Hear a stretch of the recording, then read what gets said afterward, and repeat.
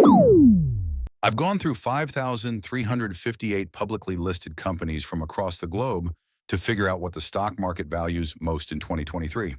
But before we dive in, let's talk about why this matters. Benjamin Graham, the father of value investing, introduced an idea in his 1949 book, The Intelligent Investor, called Mr. Market, He's Your Business Partner, knocking on your door nearly every weekday, offering to buy or sell shares. Most of the time, his prices are fair. The market is generally efficient. If you've spent any time investing, this becomes obvious. Those who believe in a mostly efficient market are, for the most part, right. But Mr. Market has moods. Sometimes he's overly excited and offers you crazy high prices. Other times he's deeply pessimistic and devalues your stocks harshly. The important thing is, he never forces you to act. You can ignore him all you like. He always comes back. Warren Buffett used this to his advantage. In one of his partnership letters from the 1960s, he said their core strategy was buying undervalued stocks and selling once the price corrected. Early in his career, Buffett didn't hold stocks forever. He bought low and sold high, and his results were incredible. If we want to do the same, we should understand what Mr. Market typically values so we can recognize the moments when he's clearly wrong. That's the goal here. Let's start by looking at growth.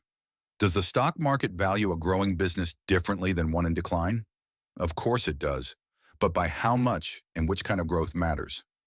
I analyze various growth metrics: revenue, gross profit, operating income, net income, cash flow, dividends, over time frames like the last 10, 7, 5, 3, and 1 years. The conclusion: Mr. Market values revenue growth the most. The further down you go on an income statement, the less valuable the data becomes in his eyes. Revenue is hard to fake, while net income can vary for all sorts of reasons. There's simply more noise in the lower numbers. But what kind of revenue growth matters most? It's not just the overall growth rate, it's the consistency. If a company has grown its revenue every single year for the past 10 years, its average PE is 26.9. If it has grown in fewer than 5 of those years, the average drops to 16.0. Even if the total growth over the period is the same, the market rewards steadiness. This shows that Mr. Market values reliability. A consistent trend gives him confidence that it will continue, and so he pays a premium. Next, I explored financial stability, and to be honest, the findings were a bit underwhelming. I looked at common indicators like the debt-to-equity ratio, current ratio, net debt compared to operating income, and the interest coverage ratio.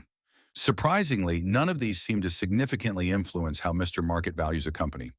The only thing that stood out was that companies holding a net cash position, meaning they have more cash than debt, tend to have slightly higher valuations. But even that difference was small. On average, companies with net cash had a PE of 19.9 compared to 18.9 for those without it. So while it's good to have financial strength, it doesn't seem to impress Mr. Market all that much. What about dividends? The stock market seems to like them, but not in a passionate way. Among over 4,000 companies that either pay dividends or buy back shares, the average PE is 19.7. For the 1,200 plus companies that don't, the average drops slightly to 17.8. So yes, Mr. Market prefers dividends, but it's not a huge deciding factor. Profitability, however, is a different story. Mr. Market pays close attention to it, especially to the numbers higher up on the financial statements, like gross margins. Companies with a 5-year average gross margin over 70% receive an average PE of 25.3. Those with margins under 10% sit at just 13.3. It makes sense because companies with high gross margins tend to survive downturns better. They have more room to lower prices and stay competitive. High margins may also indicate economies of scale. As revenue grows, net profits can grow even faster. What surprised me, though, was that metrics like return on assets or equity, ones often highlighted by investors like Joel Greenblatt, don't seem to matter much to Mr. Market. This might suggest the market focuses more on the short term than we'd like to think. Then I looked into margin improvements. One might assume that companies showing unusually high profitability would be rewarded, but the opposite appears to be true. When I compared current operating margins to the 2017 to 2019 average. Companies with much higher than usual margins were actually valued lower. Mr. Market seems to expect things to revert to the mean. Businesses with margins 20 percentage points above their average had an average PE of just 10.6. Meanwhile, companies operating 5% below their usual margin were valued at 25.8. So beware of investing in companies just because they look cheap while enjoying record margins. Those high numbers might not last.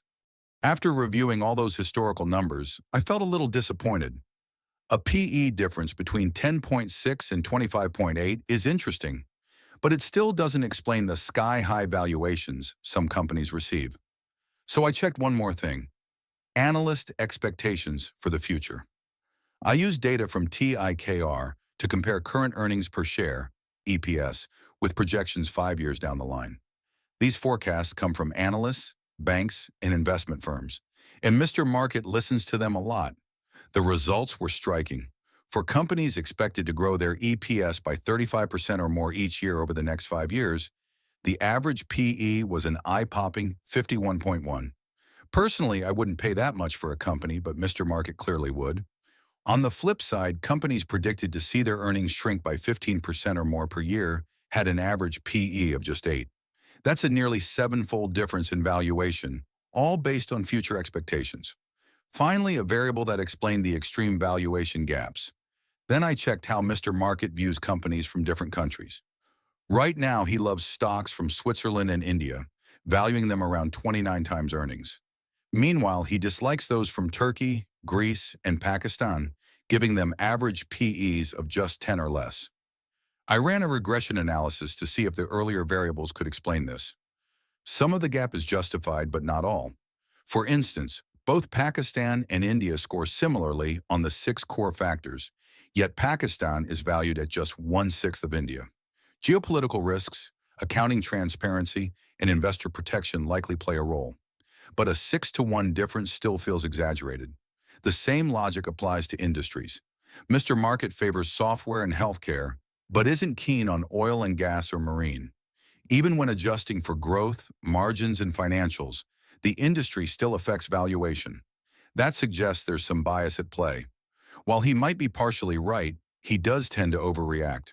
So if we combine all 8 factors, growth, financials, dividends, profitability, margin trends, future expectations, geography, and industry, we can estimate what Mr. Market should think a company is worth. Then by comparing that to what he actually thinks, we can find the ones that are most undervalued. I filtered out companies with price-to-earnings ratios below 7, as those often have issues that distort the data. What's left could be a useful starting point for finding underpriced stocks.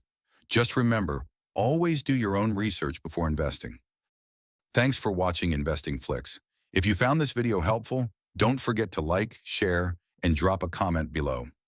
For more expert insights on personal finance, investing, and wealth building, hit that subscribe button and turn on notifications so you never miss out. Keep learning, keep investing, and we'll see you in the next one.